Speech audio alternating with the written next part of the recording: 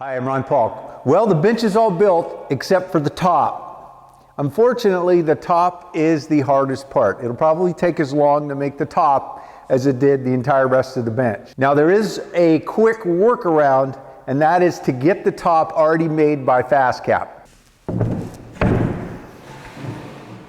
What I'd like to do is put some glue on and screw this top on and be done with it. But I promised that I'd show you how to make this top for yourself, so that's what I'm going to do next. Well, the top is the most complex part of the entire bench. So the first thing I wanted to do was go over the plans in detail and lay everything out on the top.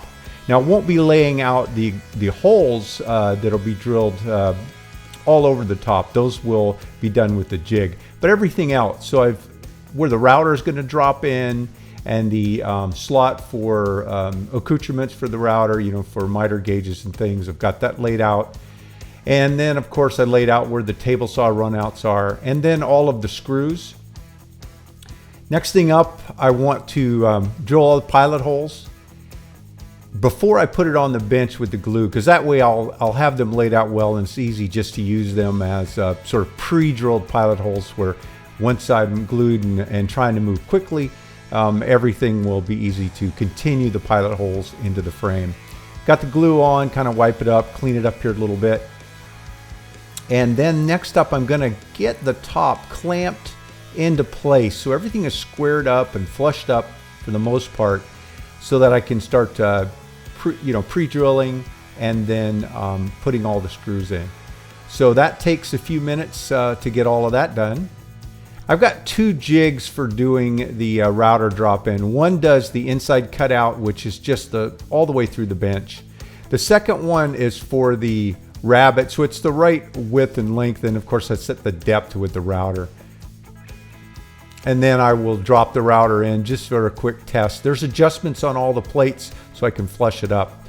Here I made one change. Instead of doing like I've shown on the plans where I have a wider opening to fit a wide range of table saws, I made it specific for my saw stop here, so this won't be like this on the plans. Now, I don't make it exactly 3/4. It doesn't need to match up for any of your fixtures. It just needs to get out of the way.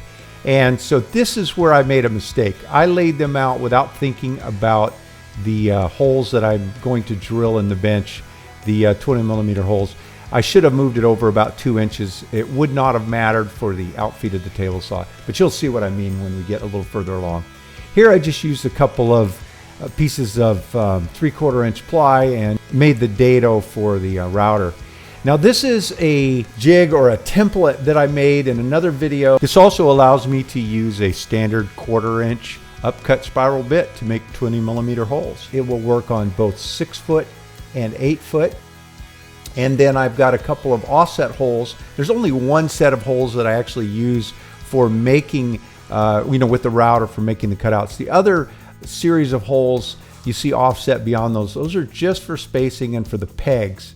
And the pegs then I can drop in for either 2 inch or 4 inch spacing. So I use 4 inch throughout the field of the bench, and then around the edges I use the 2 inch to get an extra set of holes around both ends and both sides. So I found that when routing these holes, I need to do them twice, each set of holes twice. So I go through, make the cut, then I vacuum the holes out and make the cut again to get a nice clean cut.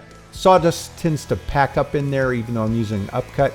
Possibly a down cut or an up down cut may clear it for one pass, but I didn't have one, so with my standard upcut it does require double cutting.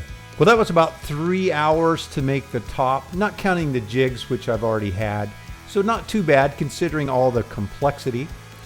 Well, in the next video I will sand it up and round over the edges and pack it up to show you how it turned out. If you like these videos, be sure to give me a thumbs up, subscribe to the channel. Most important, share it with others. And if you want a set of these workbench plans, click on the link right here in the video. Thanks for taking the time to watch. Have a great day.